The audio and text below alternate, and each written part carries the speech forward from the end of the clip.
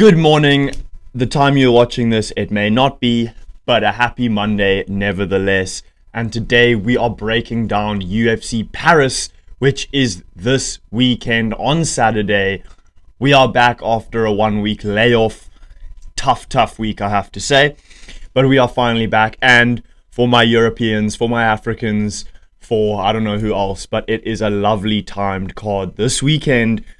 Main card at 10 p.m. I believe on Saturday evening. 6 p.m. prelims, and then 9 p.m. is the main card. That is obviously South African time. But yeah, nevertheless, still a very lovely start time. So let's just get into it. This is going to be a quick one as per usual because I don't want to sit here for 40 minutes chatting. But here we go. Sean O'Bannon against Sam Hughes to open up the card. A 7-1 Sean O'Bannon against a 10-6 Sam Hughes. Definitely going to take Sean O'Bannon on this one. She had a good fight last time out, winning via submission. I just think she's the better all-round fighter here, and she should get a pretty easy victory. Then, moving on, Andreas Gustafsson against Renat Fakhretdinov. This is going to be a pretty good matchup as well. We've got Andreas Gustafsson, the Marauder. And obviously, he's coming up against Fakhretdinov, who got the craziest robbery win against Carlos Leal in his last fight. I don't think he even won. He maybe won one round, but he got I think it was a unanimous decision win, which is just absolutely outrageous, to be honest, because he did not win that fight. Obviously, he's got the more experience on Andreas Gustafsson. He's also he's 1 year younger. But I think Gustafsson's got what it takes to win this fight. He's unorthodox. He loves to get in the clinch and get busy with knees and elbows and punches and all that. I don't know, I think he's a bit unorthodox, and I think he's a marauder. So I'm going to take Gustafsson in this one. He's a little bit of an underdog, but I think he can get the job done. Then moving on, Brad Tavares against Robert Brzyczek. Again, battle of the unks, 37-year-old Brad Tavares against 35-year-old Brzyczek. Interesting fight. Initially, I was going to pick Brzyczek, but I think if you look at his competition prior to the UFC, he fought absolute cans. I was looking at some of these Oaks records. So one of them is 0-9. Oak has 9 professional fights and he lost every single one.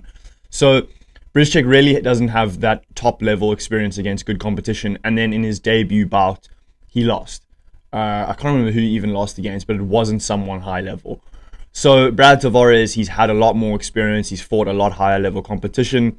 I think he should be able to get this one done.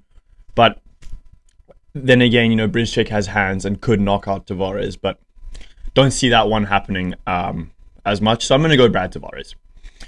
Then Sam Patterson against Trey Waters. This is a sick matchup because it is two huge welterweights. Sam Patterson 6'3", I believe, and Trey Waters is 6'4", 6'5". So two very big welterweights going at it. The reach advantage is slightly in the favor of Sam Patterson.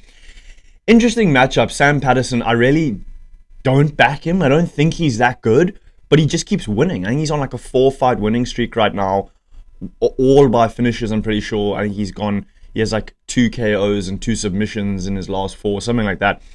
But he's on a 4-fight winning streak, and he's actually looked pretty dangerous. But for some reason, when I see him fight, I just think this Oak isn't that good, but he keeps winning.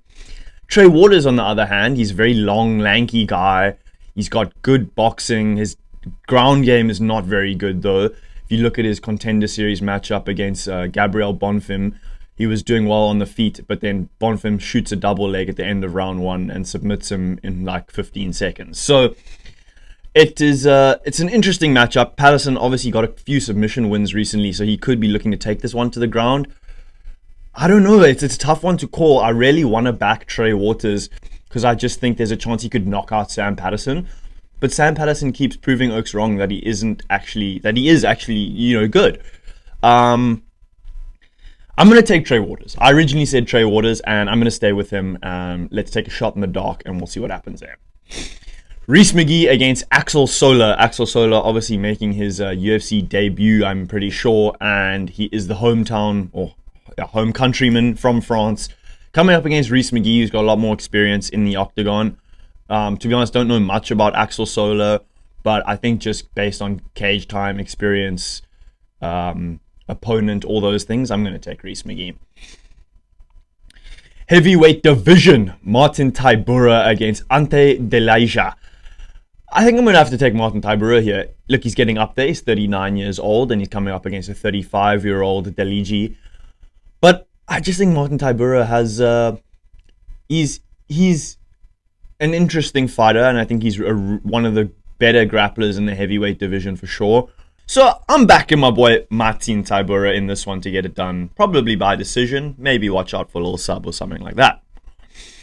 Light heavyweight division, Omar Sy against Brenson Ribeiro. Yeah, just off rip, I just want to take Omar Sy. I think he's much better. He's 11-1.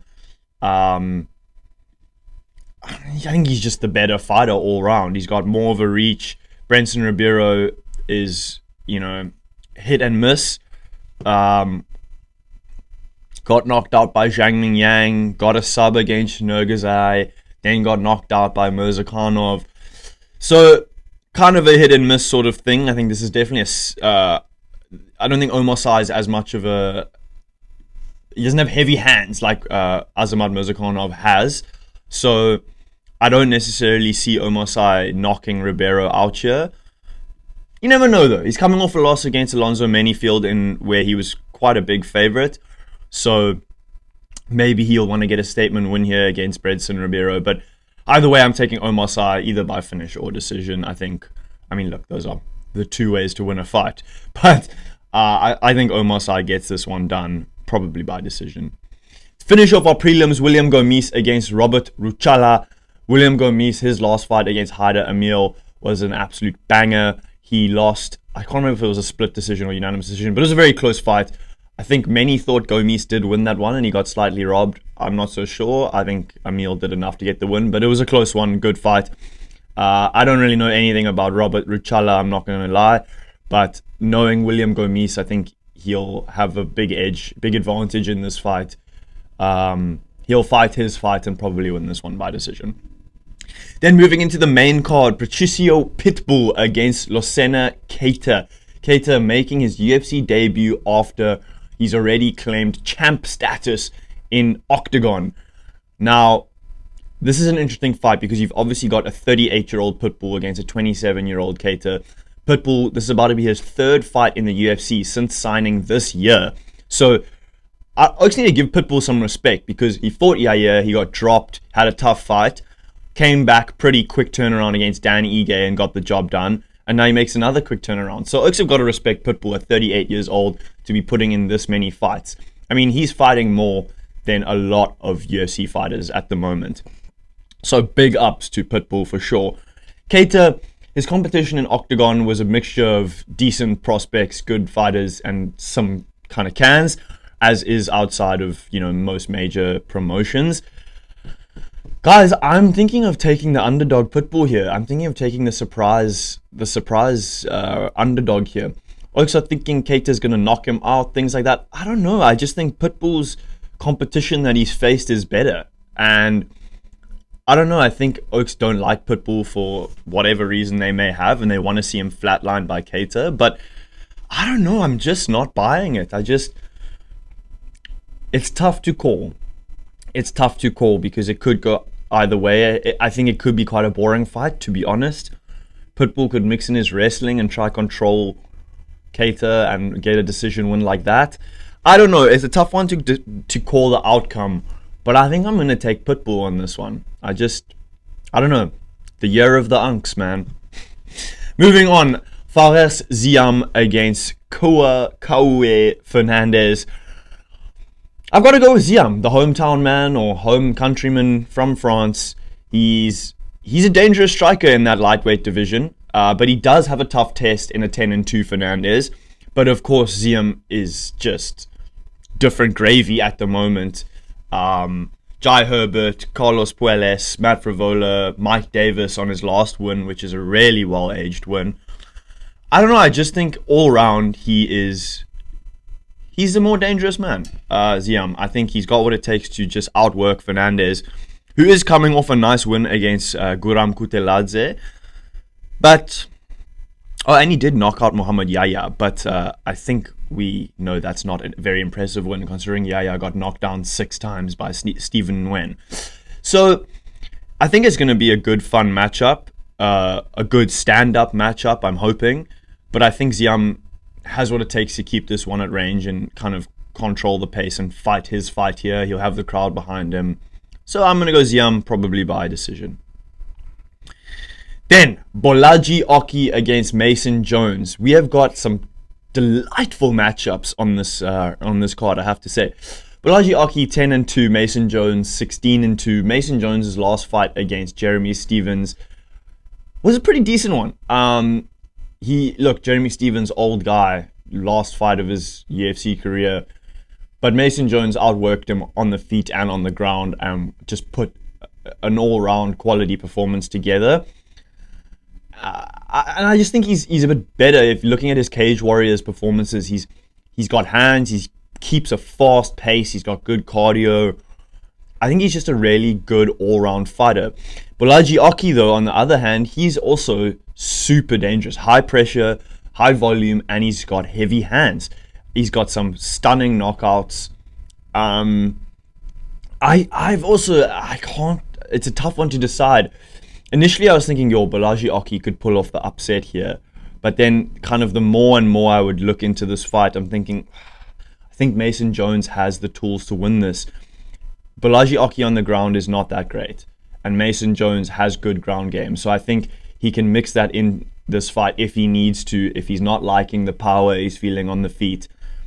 I don't know. It's a tough one to call, and the bets might go on something else, but I think pick-wise, I'm going to go Mason Jones by decision.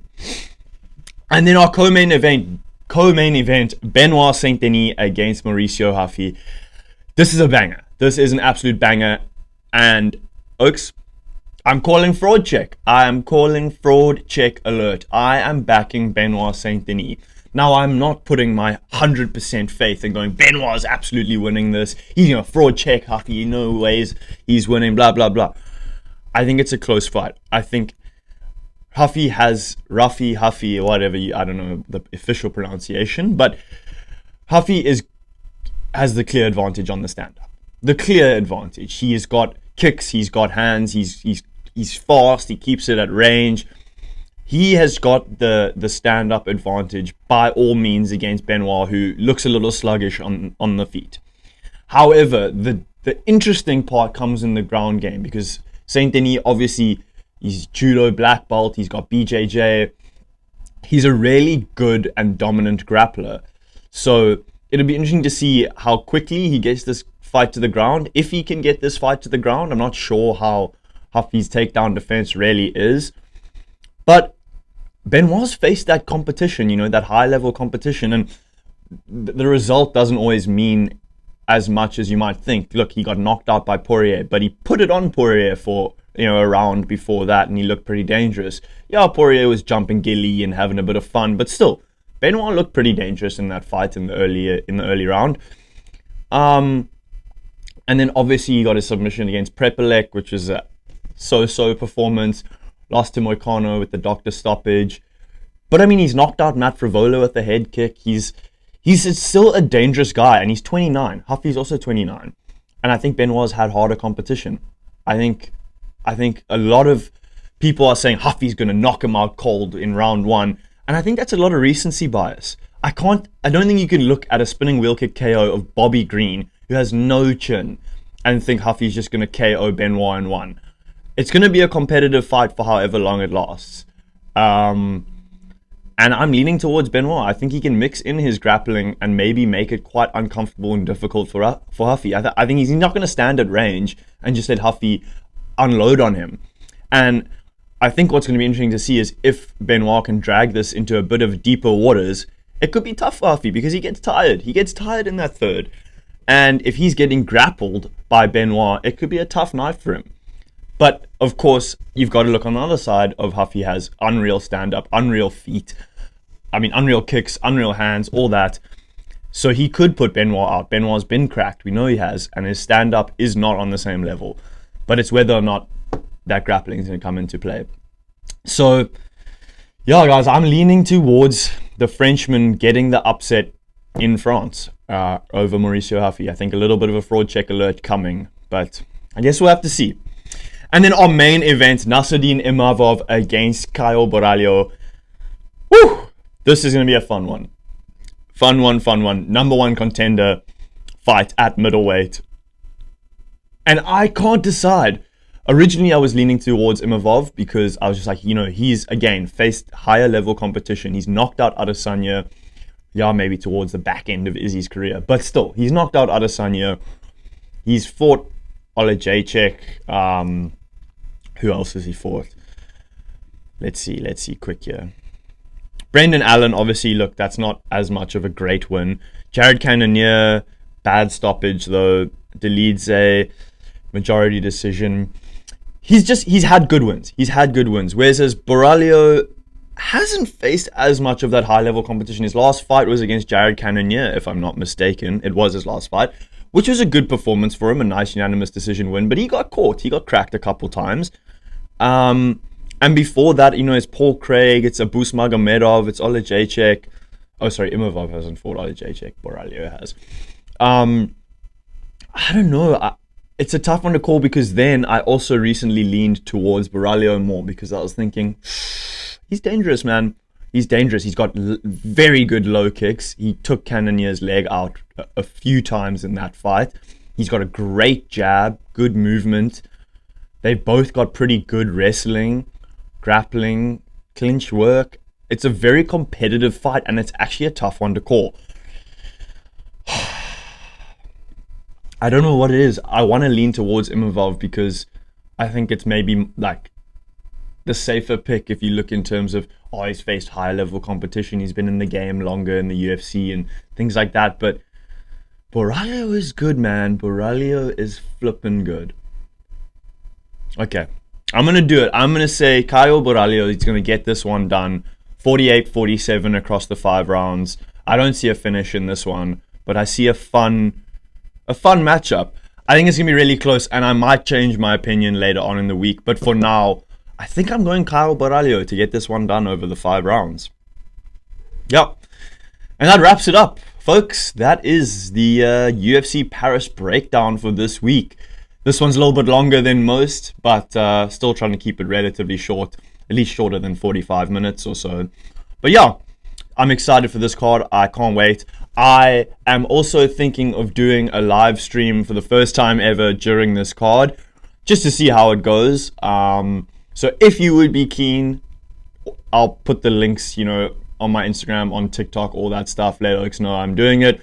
If you fancy having a look, come join. But yeah, UFC Paris this weekend, going to be an absolute banger. As always, thank you guys so much for watching, and I'll check you in the next one.